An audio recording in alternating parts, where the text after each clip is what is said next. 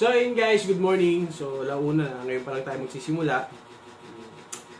Gagawin na natin itong pinadalang M92 ng double bell. Pakita ko lang ha. Ito yung M92 Beretta Taurus ng double bell. So ang problema nito, naputol na yung nozzle niya.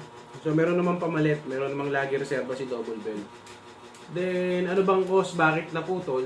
So hindi napansin ng owner, ito kasing magazine na to, pang WE.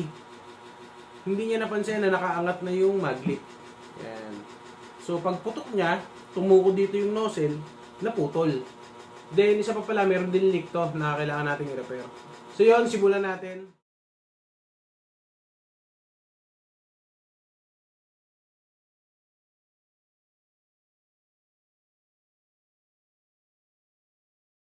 So yun, okay na.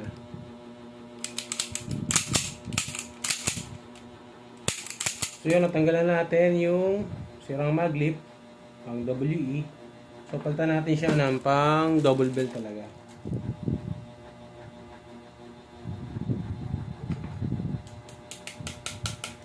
So yun, makikita nyo, wala na siyang hindi na siya nakaangat. So pantay na siya. Yun na nga, natapos na natin. So ito na siya. Yung magazine, wala nang leak. Napalitan natin ng O-ring kasi to hindi na talaga kaya, matigas na. Pilitan natin na mas makapal. So medyo mahirap nga lang siya ikabit. Kasi kailangan pa talagang diinan para mailak yung pin. Wala na siyang leak kahit konti. Pati yung O-ring niya dito sa valve, yung singaw niya sa ibabaw, okay na rin. Then load na natin ng BBs para ma-check.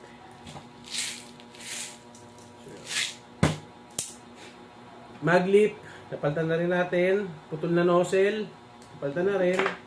Test pair na lang natin. So ang problema nito, pag nilalagay yung magazine na may BBs, nag-stack up na yung slide. So check natin ngayon. So yun, bumalik na siya ng ayos. Test pair.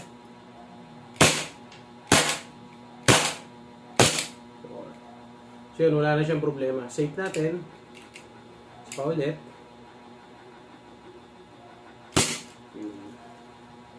Naglalak na lang siya kasi wala na siyang bala.